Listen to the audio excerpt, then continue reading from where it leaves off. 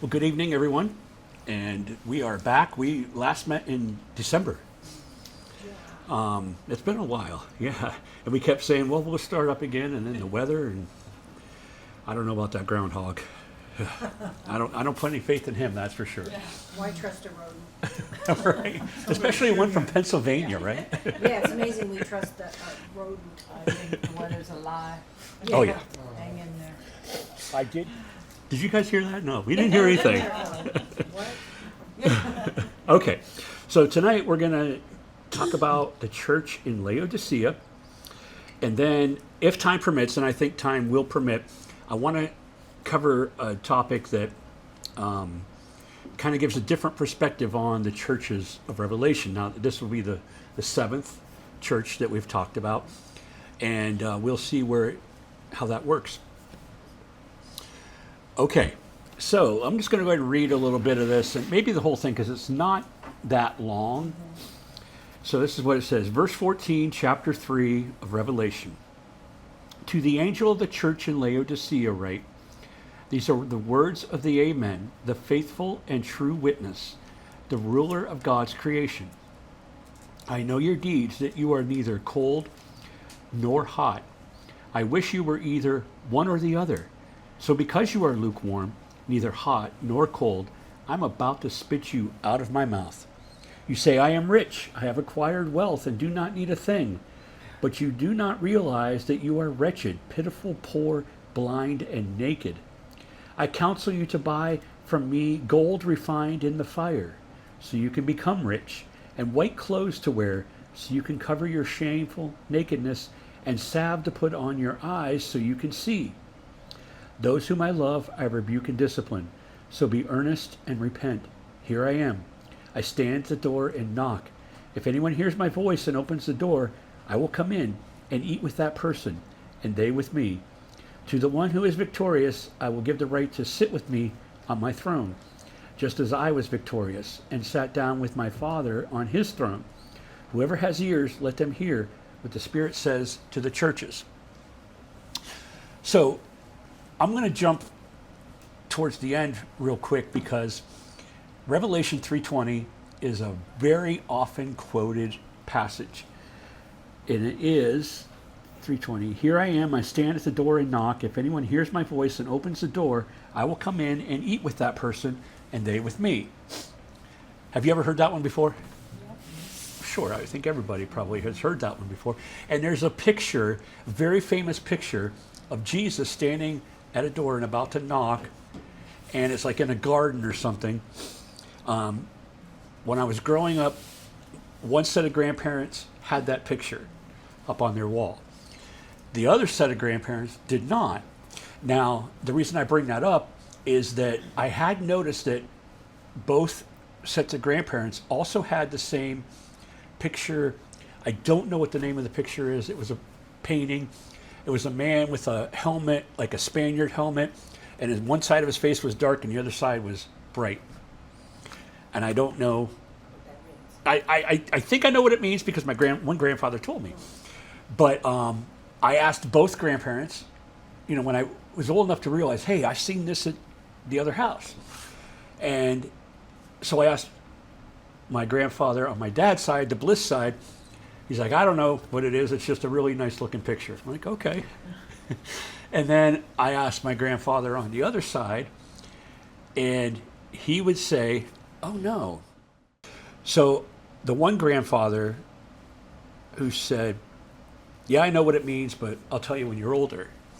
And so I never forgot that. And then when I was like late teens, I asked him again. And he says, well, look at the one side of the face. It's dark. I said, yeah. He said, that's what a man is. They have a dark side and a bright side. Bright side because of the Lord, dark side because of being human.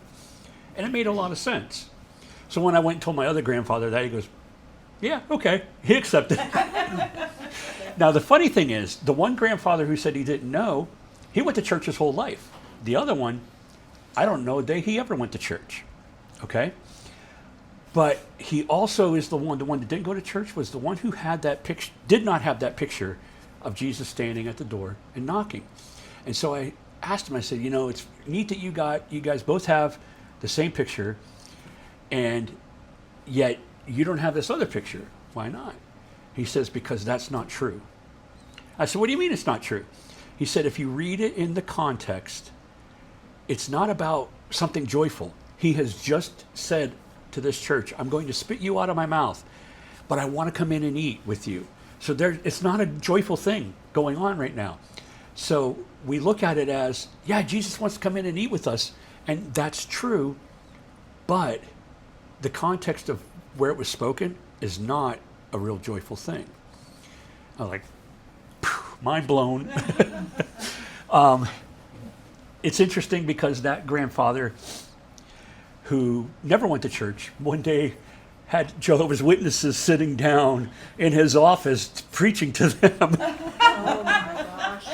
And that man knew the Bible really well, but so did the other one, but they were just different perspectives. But anyway, I just wanted to share that because that picture that we see, we think, yes, how wonderful. Jesus wants to come in and dine with us. And that's great. Yes, that is true. But he's saying it as, I want to because you're not letting me right now. Okay? So let's just think about that for a moment. Have we ever been at the point in our lives where we weren't letting Jesus in? We thought we were, but we weren't, because that's Laodicea. They thought they were great. They thought they were very spiritual, but they weren't. And that was Jesus's biggest gripe about them, was that they were not who they thought they were. And he says, I wish you were either hot or cold. This is really interesting because if you're really hot, really on fire for God, that's great. Or maybe you're, I don't know what I'm supposed to do, and I don't know if I'm doing the right thing. You're questioning things, doubting even. God accepts that too. But when you say, oh yeah, I'm on fire for God, and then you just do whatever you want, and you read the Bible, but you don't take it in, you're kind of lukewarm, and God doesn't like that. He doesn't like the in-between. He wants you either hot or cold. If you're hot, he can bring you back to the center if you go too far. If you're cold, he can bring you up to the center where he wants you to be. But the center is not lukewarm, though. Does that make sense? Any questions or thoughts on that? No, Stan's not here. You're not going to Say, speak "Let for me Stan stop you there." tonight? Okay, we're still good. They can still hear us on Facebook. What did you say? No, I just said Stan would say, let me stop you there. Yes, he would. Yes, he would. Okay, so the thing about Laodicea is, and really all of the churches that Jesus spoke to, they were all true geographical locations, but in Laodicea, they had a couple of rivers that ran through their city. One of them came from the mountains, and there were hot springs and a lot of minerals, and the city is called Heliopolis. I'm not sure. It starts with an H, ends with an S. Heliopolis or something like that.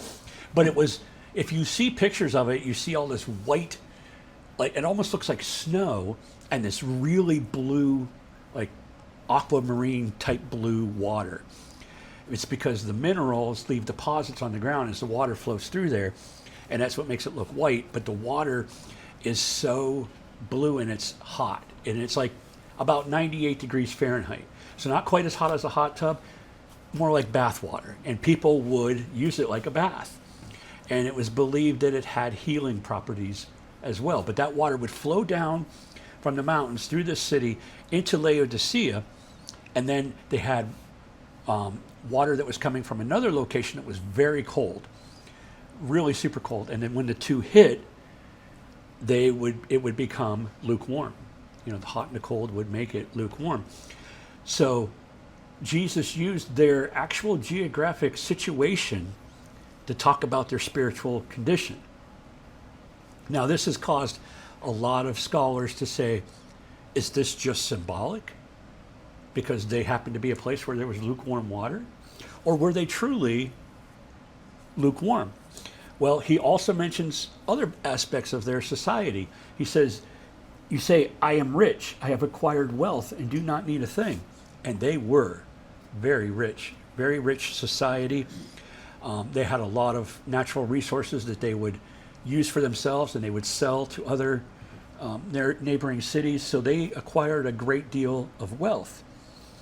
And in, I think it was 60 AD was the year. I think it was 60. There was a great earthquake in that area that leveled Heliopolis and also Laodicea. And the Roman Empire offered to come in and help them rebuild the city. And they said, nope, we're going to rebuild it on our own. We don't need you. So a little bit of arrogance there too. And they did. They rebuilt the city even better than it was. So by this time, they said, I don't need a thing. We take care of ourselves. Okay? And then Jesus says, but you do not realize that you're wretched, pitiful, poor, blind, and naked. I counsel you to buy from me gold refined in the fire. This is a reference to Malachi. Malachi said that God sits as a refiner, refining the fire. Now, I used to work at Ormet, so I know a little bit about how this process works. I never actually, never actually did it. I worked in the office, but with aluminum, it's the same thing.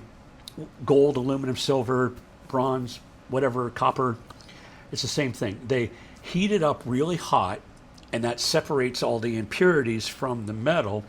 Those impurities will float to the top, and the metal settles on the bottom. So, what they do is they take this big, it's almost like a giant squeegee, really super long, but it's not made of rubber, it's not a squeegee, because it would melt, but it's made out of metal. And they'll scrape all those impurities off the top. It's called dross, and they'll just, I don't know what they do with it, and they keep doing that every hour. They'll scrape the top. And as they keep that intense heat on it, the raw materials called bauxite separates. Aluminum goes to the bottom, and the other stuff comes to the top. But that's what God said he would do. He would sit like a refiner by the fire with our lives, just continually taking off the bad stuff so that we become more pure. And if you think about it, that's what he does in our lives. This life is a journey.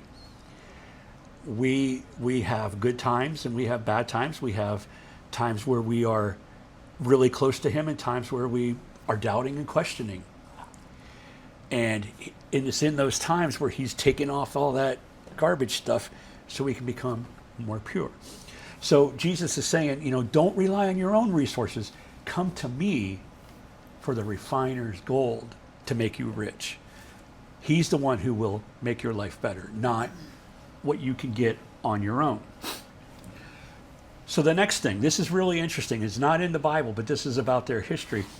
They had this really unique type of black wool that was uncommon in the area. And they would make their own clothing out of this black wool, so they all walked around wearing black. And it showed that, look what we got. We're rich. We can make these clothes. You got to buy this off of us, but we get to make it for ourselves.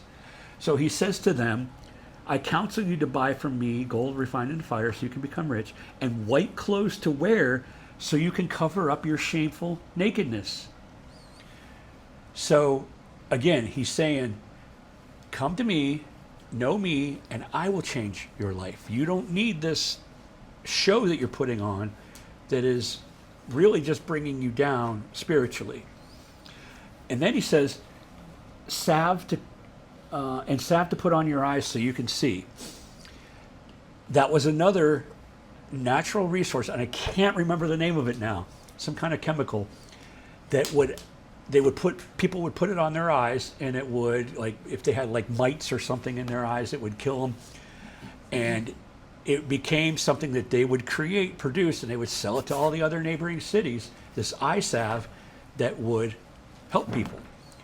So he's saying, salve to put on your eyes so you can see. So they knew exactly what that meant in that area, because they were used to having that stuff that they put on their eyes.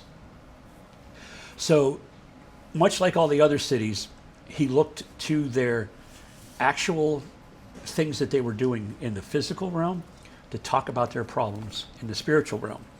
Now, this particular city, all the other letters, there's 7 letters. 5 of them, he says something good about them, and then he gives them, tells them something bad, and then tells them something good. This one, all he had to say about them was bad. They weren't doing anything right. Okay? So they were pretty bad off. But then he says, those whom I love, I rebuke and discipline. So be earnest and repent. Here I am. I stand at the door and knock. If anyone hears my voice and opens the door, I will come in and eat with that person and they with me. So if you turn back to him after you've been doing all these negative things your whole life, I will be there for you. So that picture, in a way, is a very good thing, and it's true. But at the same time, in the context of when he spoke it, it wasn't really a good situation.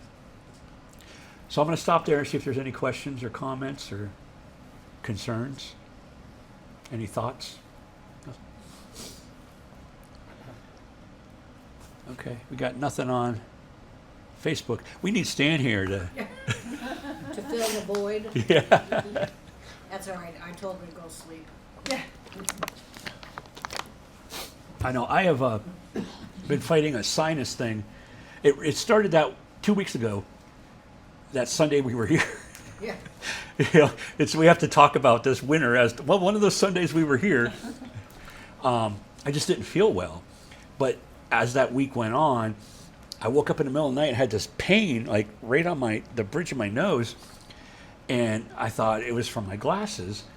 And then the next day, I couldn't even wear my glasses because it hurt so much. And I'm like trying to adjust on them, and I'm putting them like this. And at one point, I just took them off, and then I couldn't see anything. But it was this sinus pressure build up right there on my nose, and I've been fighting with it for about a week and a half, and finally, it's starting to break and come out. At one point, I thought it was completely gone, but we keep dropping. I'm not sure what's going on. Signal's weak. Okay, well, we'll do our best.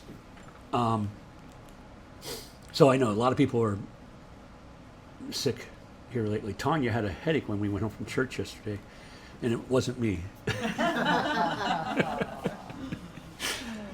Oh, okay. So, he does tell them this, though. To the one who is victorious, I will give the right to sit with me on my throne.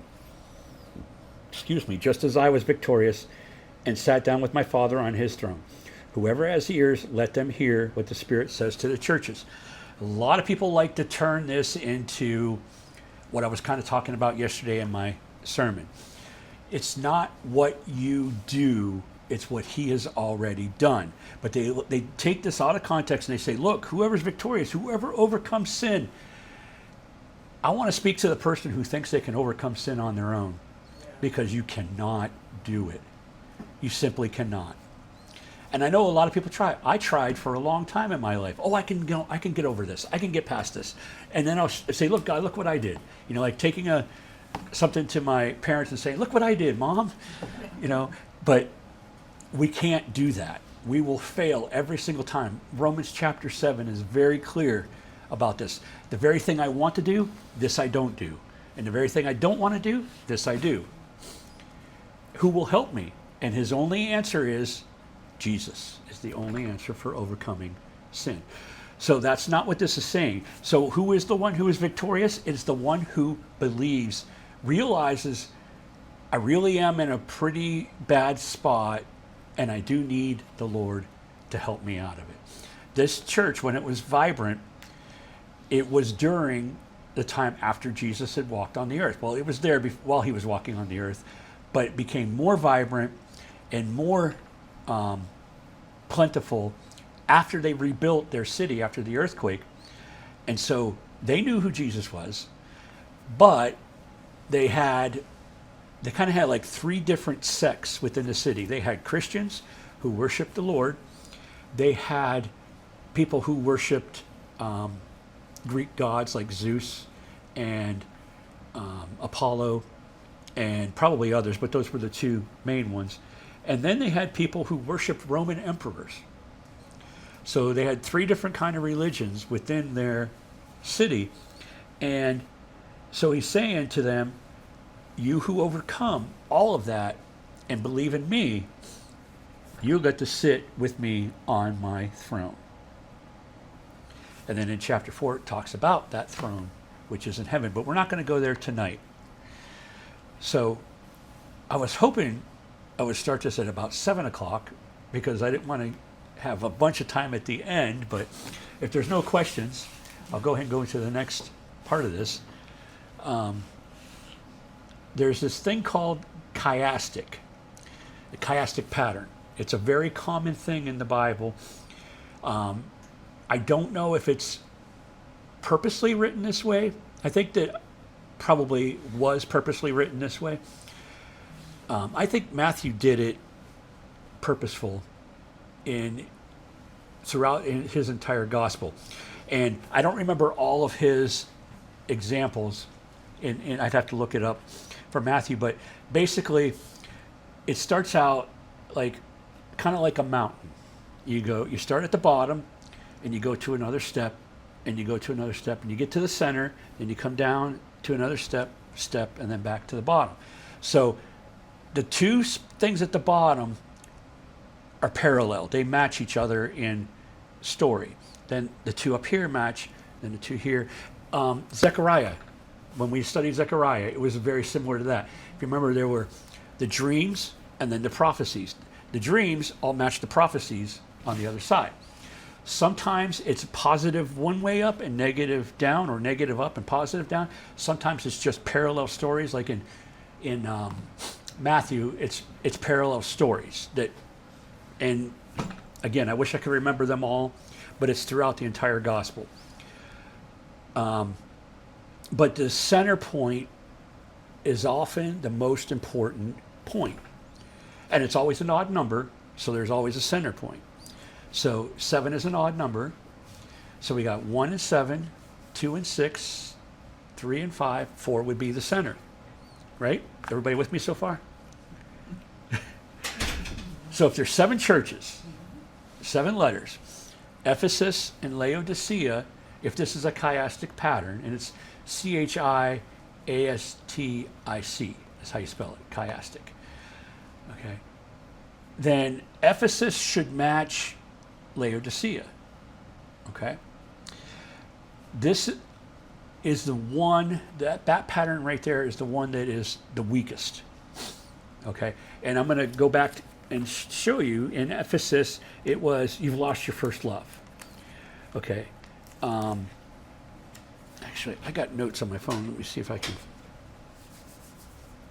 find them again.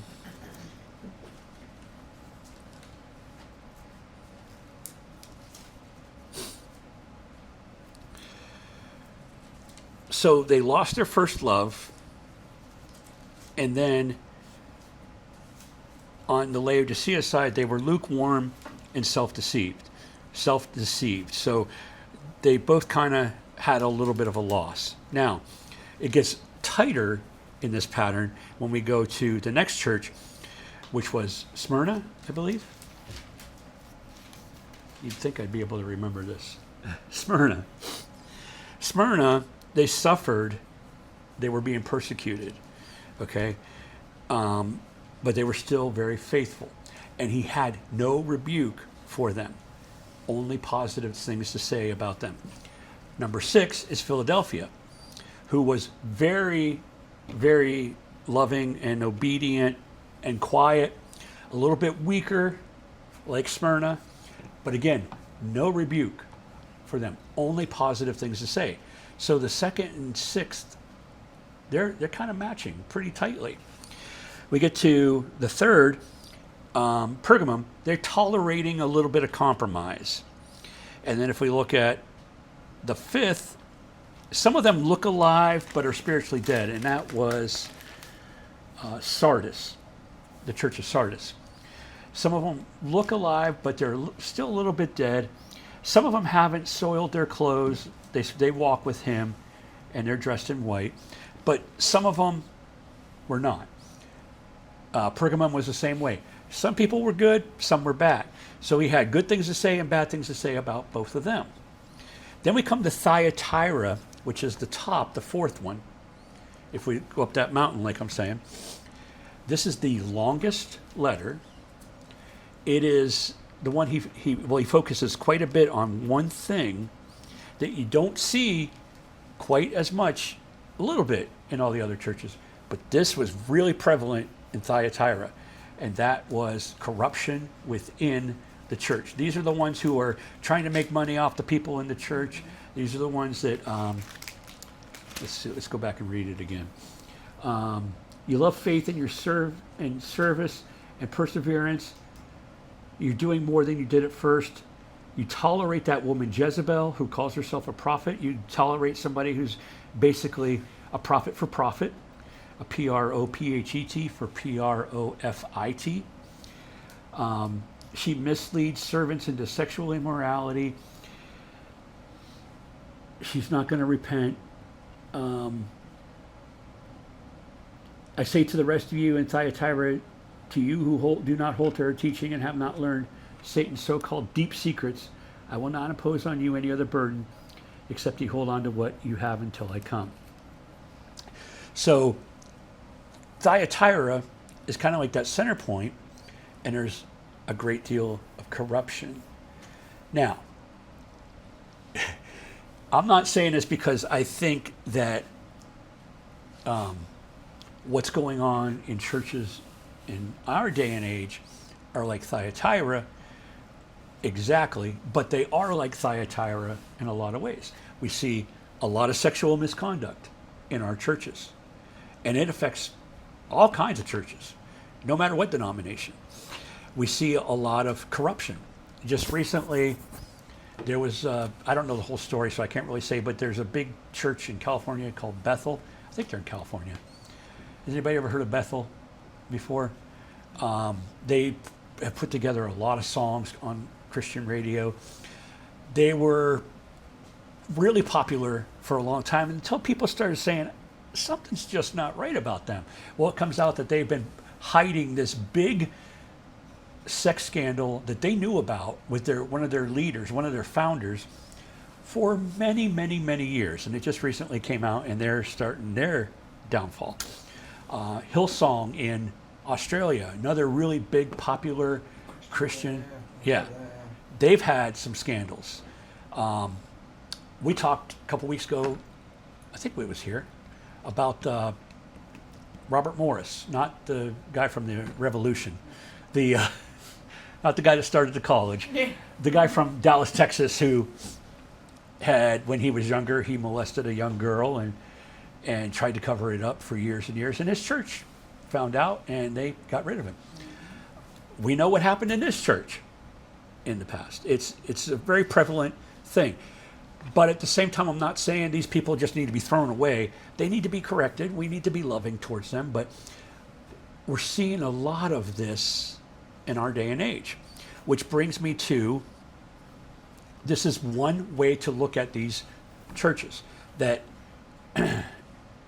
one group of people will say, if you look at Ephesus and Laodicea, that's what happened in ancient times, and people were losing their love, and Laodicea was very much very literal in everything that Jesus said. And then as you go up, you start to see how Smyrna and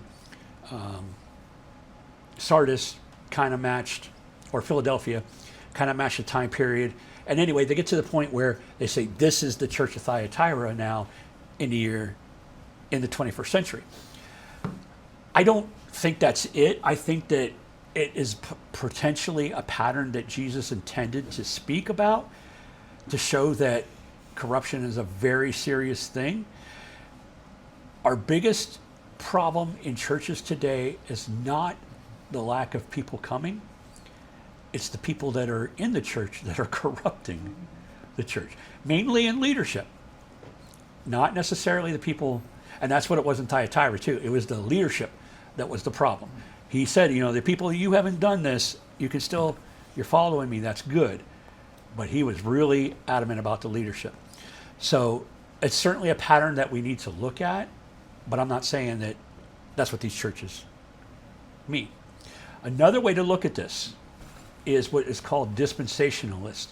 Very, very, very popular. If you haven't heard that term, dispensationalist, you've probably heard some teachings from this group. But this really started with a couple people in the 1800s. Thomas Darby was one of them. I can't remember the other guy's name. They're the ones that kind of spearheaded the whole dispensationalist movement. Doesn't mean it's wrong. There's a lot to it that I say, yeah, that seems biblical. But then there's a lot to it that kind of falls apart, like a house of cards. And what they say is that Ephesus was the apostolic age. Smyrna was the persecution age. That Pergamum was, I don't remember now what age, but Thyatira was the medieval church. Then the Renaissance church was Sardis. And then Philadelphia was the Reformation. And now we're in the Laodicea church. And they give exact years. Like 1865 was when Laodicea started, and it goes until Jesus returns. That's part of the dispensationalist movement. The other part of it is their belief on when the rapture occurs. Pre-tribulation rapture. I'm sure you've heard that term. The people who wrote Left Behind were dispensationalists. I think they even wrote it into their books that this is the age of grace and the age of before Jesus returns. So that's just another way to look at these churches. Question? I sneezed. Oh, sorry. Okay. I couldn't see. I just heard. The third way to look at it is that every single church throughout history has an Ephesus, has a Smyrna, has a Pergamum, a Thyatira, a Sardis, a Philadelphia, and a Laodicea.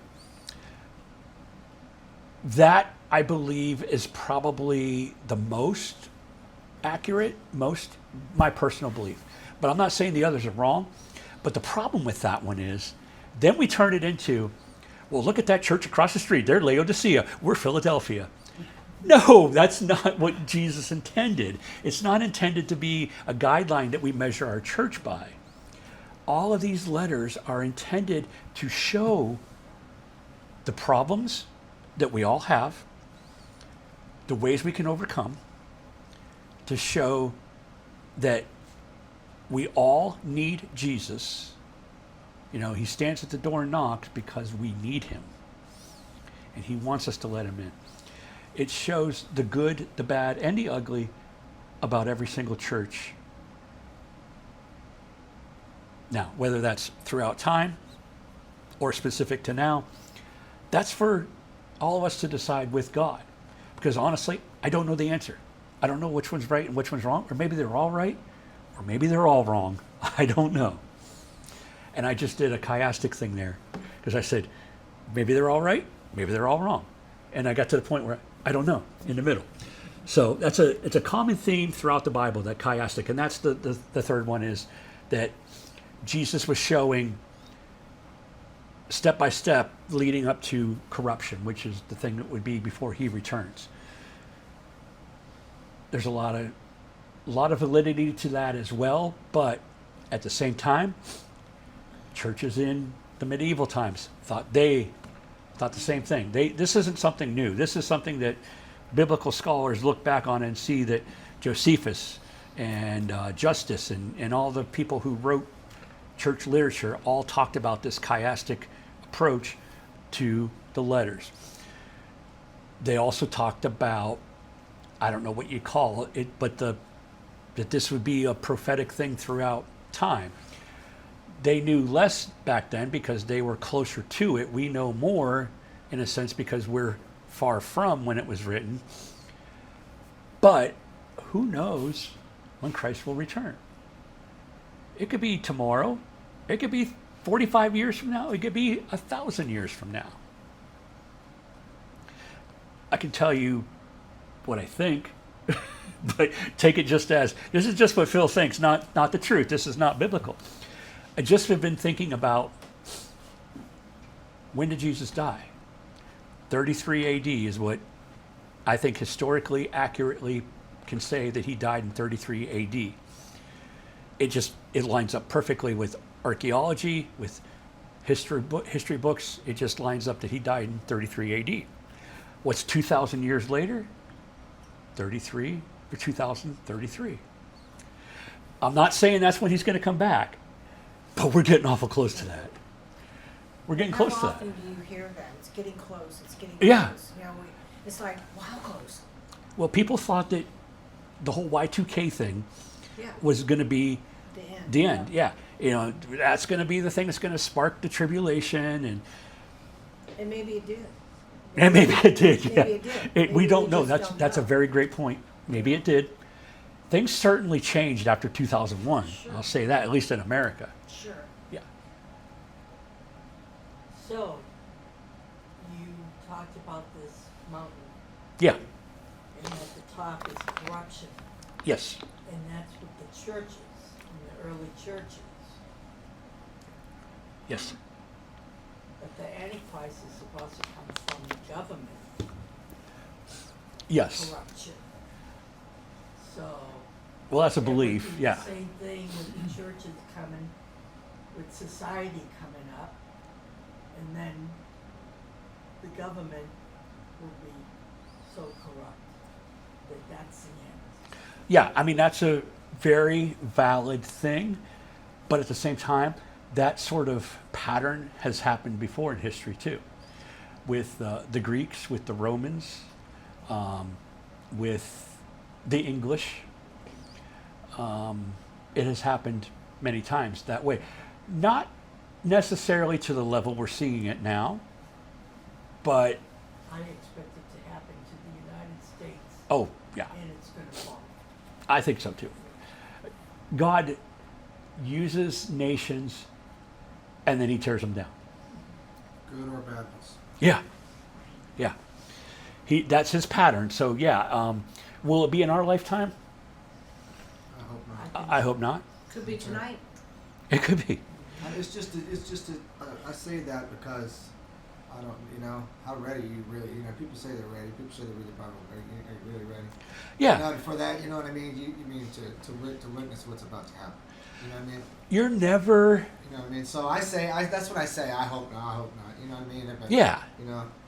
Sure. And that's a good point because 'cause are the way you they describe ever. it, the way they describe it is something that Yeah. And are you ever really ready? If you say, I'm ready, that means you can improve. And I don't say, I'm ready. I say, I'm growing. Yeah, me too. I'm getting closer. Yeah, And I can't wait till what the next day brings that I can get closer to him again. Because we will never be as perfect. You see these signs on the side of the road, are you ready? Yeah. I mean, no, you're never ready. Right. You know what I mean? Right. It's like a loaded, Right. Just like saying you're as ready as you'll ever be, but that's where you stop. Yeah. I don't ever want to stop. Yeah. I want to Saying you don't always wanna be grow.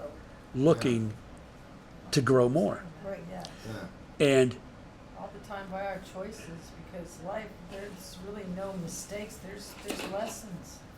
And if you thought everything was a mistake, then that's why people end up not here anymore. They can't deal because they think that they're worthless because of a mistake that they made. No, it's a lesson. Right. What are you gonna do? right. And this helps you do that. Yes. That's So, it. like, And then love Jesus, and I think some of this that you're talking about is division. And Yeah. I don't think that that's what we're supposed to do, them, No, I agree. at all. And it kind of disheartens me in a way. Because we're together, and it doesn't matter your skin color. As long as you believe in God, then we're brothers and sisters, and you can make mistakes, but my goodness, if you can't learn from it, just Yeah. kill me now. God doesn't Okay. see skin color, but God also doesn't see sins that people commit. And what I mean by that is like this person in Bethel or Robert Morris or other people that have done things to us. We have to look past their sins if they have repented and want to come back. We can't we got to be careful. Don't necessarily let them lead again, okay? But don't throw them away completely. You know what I mean? Because we have to understand that as human beings, if we do something once, we may do it again, unfortunately. And we have to guard against that.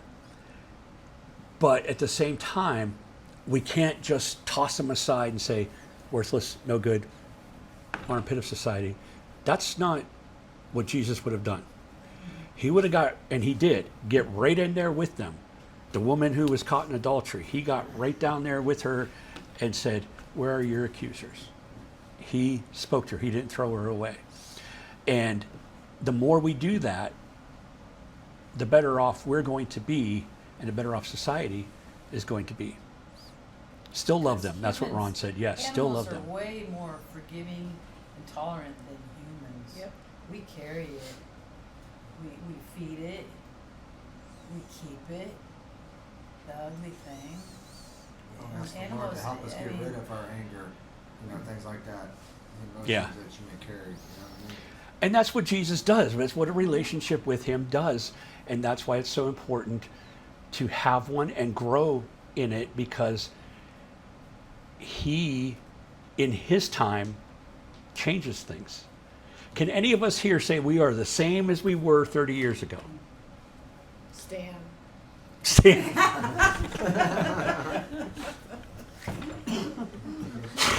I'm glad he's not here to hear that. You too. Yes. But we can't do that by ourselves. Roy, no. You absolutely That's by cannot do that grace. by yourself. It has to be, that's By why, grace. right here, he says, buy from me gold refined. Get from me the white clothes. Get from me the salve for your eyes. You get it from him, not from any human source, only from him.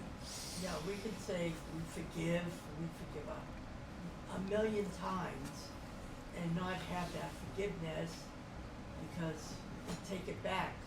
That's why it's a million times. Yeah. Yep. And it's by grace.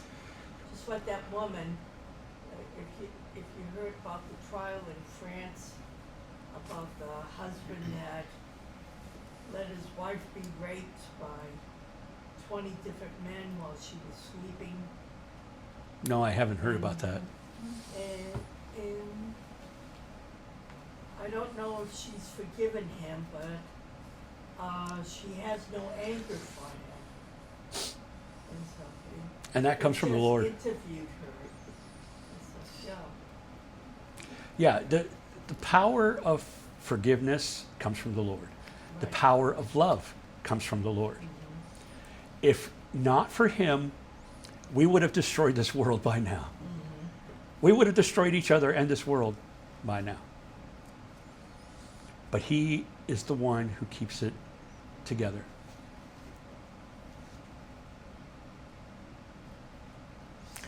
Okay.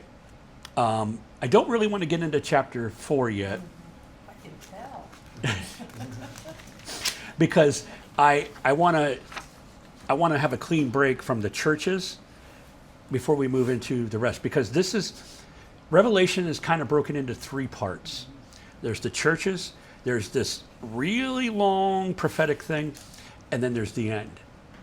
Okay? And the churches are just 3 chapters. The end is about 3 chapters. About 3 chapters. And then the prophetic stuff is all in the middle.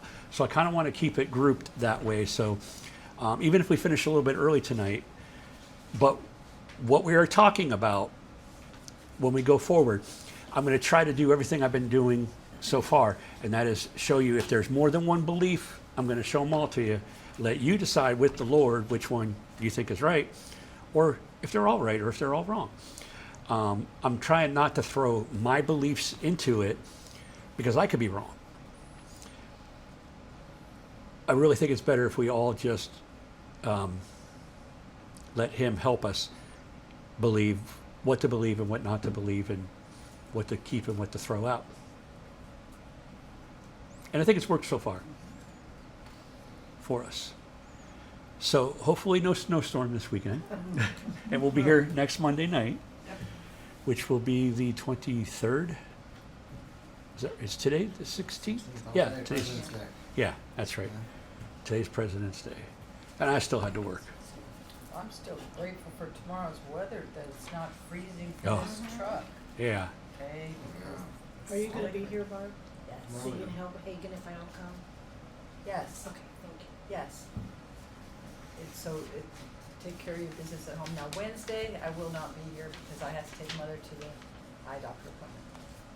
And John said to just stay home and, Yeah. because she requested I look nice. And he said I just, February 1st. he said, she has a point. When you come home from the pantry, you have your Carhartt, your hair's all up around. Well, we're here busy working. All right, well, if we don't have any questions, then we will wrap it up a little bit early tonight.